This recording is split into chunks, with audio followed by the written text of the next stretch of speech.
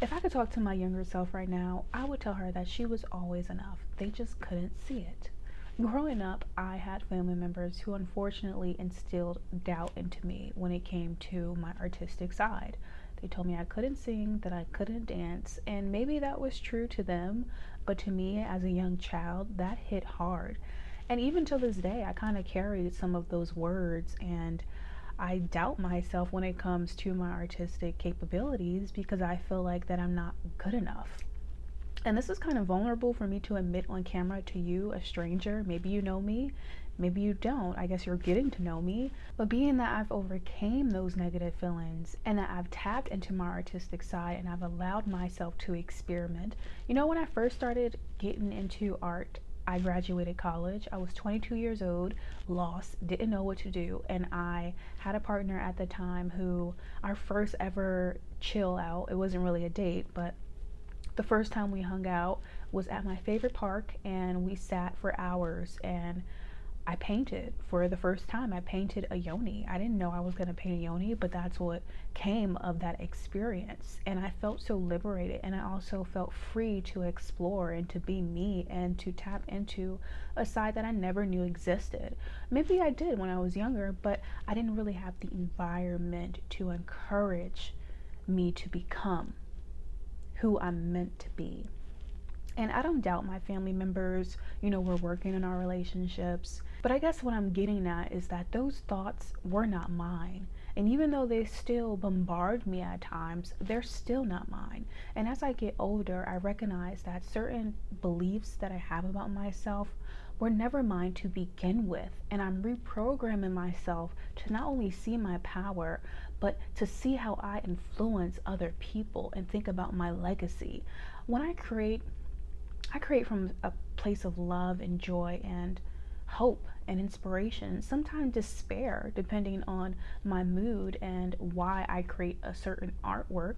And I'm always reminded that when I sit down and it's just me, the clay, or a flower I might preserving and the materials that I use to preserve the flower, it's just me in that piece.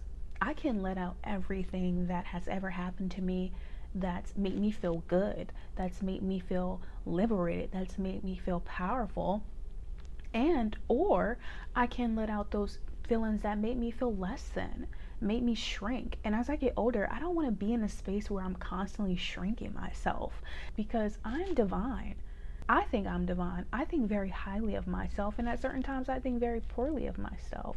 I guess what I'm getting at is that the older I get, the more I realize that I'm not creating from a place of lack, a place of wanting to prove myself, validation.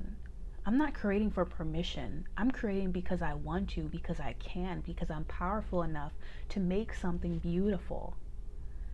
Because it's in me and it's also in you. If you're watching this, I want you to look yourself in the mirror, get real with yourself with what you want. If you're an artist, if you want to have your own solo exhibit, if you want to sell out a drop, if you want to travel to an artist residency, you are capable of doing so. And the older I get, the more I have to rewire my brain because of my younger years. And people don't really talk about childhood trauma and the wounds that come from that. And the older I get, the more I want to bring awareness to it, not from a place of degradation or lack, but from a space that empowers people to grow beyond what negatively affected them. Every time I sit down and make something, I feel liberated. And I feel like that's a key word in this whole video. Liberation. What does liberation mean to you?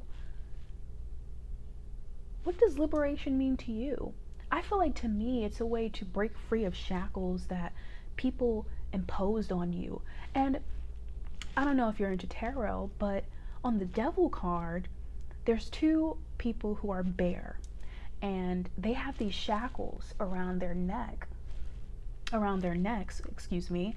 And if you look really, really closely at the card, the shackles are not bound. They're actually open. And your mental makes you think that you're captive, but in actuality, you're free. You have to let go of that baggage. You have to let go of all the negativity and allow yourself to be. Because if you don't, you won't reach your highest potential, you won't reach your highest self, and you won't live the life that you're meant to live. Imagine living a full life, but not living at all. Not only is that embarrassing, but it's heartbreaking. And while I took a break from creating, I sat and talked to myself. I journaled a lot and I cried a lot, you know? And not only that, I smiled a lot because I fell back in love with my passion. I fell back in love with creating. And if I could talk to my younger self today, I would tell her that you might not see the spark in you, but it's there. Despite people digging out your roots, trying to disturb what's meant to bloom, you're blooming into a beautiful, strong, educated, powerful, liberated queen. And that's what I think I would say. And I hope you got something from this message today. I want to make a very quick video. Also, I want to introduce myself. I didn't do that in the beginning. I'm trying to switch up my format a bit. But I go by the names Jamisha and Jay, and I'm a sculptor, jewelry maker, flower preservationist, and I'm becoming. And if you like this video and you gained something important from it, I encourage you to subscribe, join my newsletter. I send out newsletters once or twice a week, and I'm here to share my journey, share my love of art, share my love of femininity with the world, one yoni at a time. Thank you so much, and remember that you're the bomb diggity, and don't let anyone tell you otherwise.